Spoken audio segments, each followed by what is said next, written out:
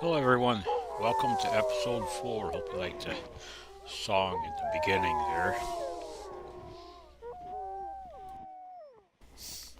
Those dogs were actually howling with some wolves.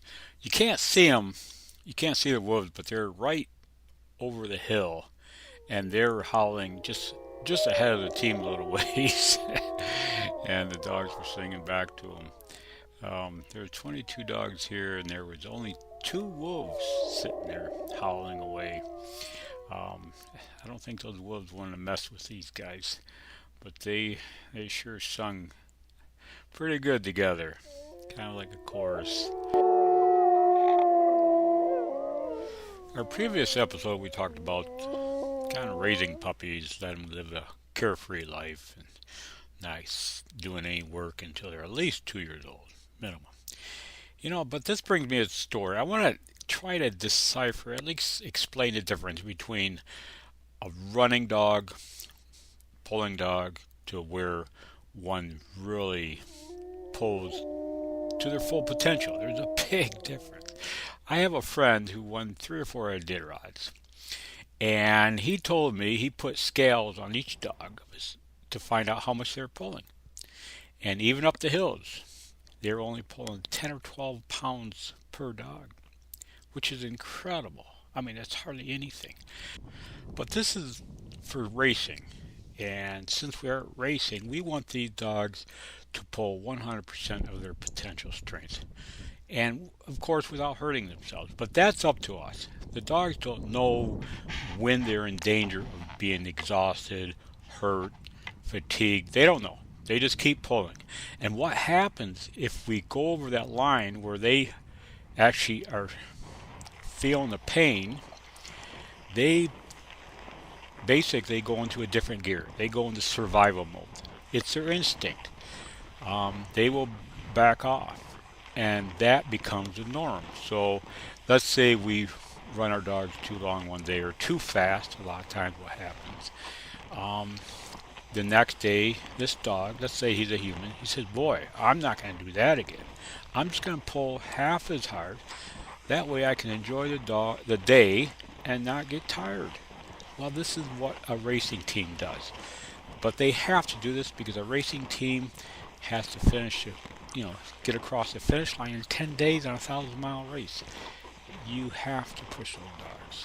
And it's just the way it is. But when you're traveling back country and your dogs go into this mode where they hold back and you get a big snowstorm that covers your sled 3 feet deep in snow, you know what?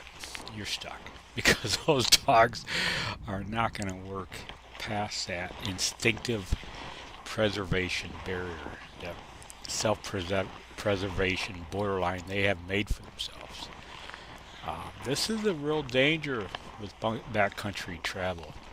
And so what we have to do in order to prevent this ever happening is always keep an eye on your dogs. Watch their facial expressions. Make sure their tails don't go down. Never allow them to get tired or exhausted or sore. But the main thing is try to get inside their heads. And this is the main thing, the secret of it all, is to get inside their heads and try to find out what keeps them happy. Each dog is different, and we have to keep each individual dog, their personality, we have to keep them happy. When they are happy, they are unstoppable. But when they feel pain or injured or sick or anything, they're going to back off. And unfortunately, that meter pulling strategy will become ingrained in their brain, and that's the way they'll be the rest of their life. Even though they will still pull, just like this Iditarod mushers, his dogs only pulled 10 or 12 pounds each. That was fine for running a 1,000-mile race. That's fine. You still win. But we can't do that. I mean, we would be in great danger. Our lives would be in danger if we're stuck out in the middle of nowhere and we get deep snow and we can't get back. So that's one of the differences between my training strategy and others is that I tap into this incredible strength, but we also have to preserve it, and this is most important. So we're going to get back to training our puppies. Like I said before the episode 3 ended, I was going to tell you that our first training run is 5 minutes, no more than 5 minutes, and that's for a 2-year-old pup. And I will get into that on our next series on episode 5. But in the meantime, I hope you're enjoying these videos while I'm talking to you. I am. I bring back a lot of memories. And please don't forget to subscribe to Substack. God bless.